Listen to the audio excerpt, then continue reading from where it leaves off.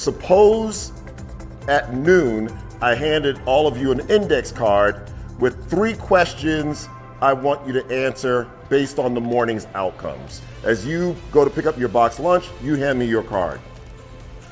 Then I flip through them, and pretty quickly, I can see that as a group, you've only mastered about 25% of the intended outcomes from this morning.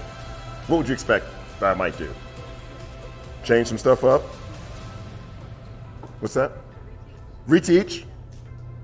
That's what you expect me to do. Okay, cool. Because I was thinking, like, I'm gonna call my colleague who's doing the same workshop across town and say, I don't know what you got going on, but I think I got the low group here today.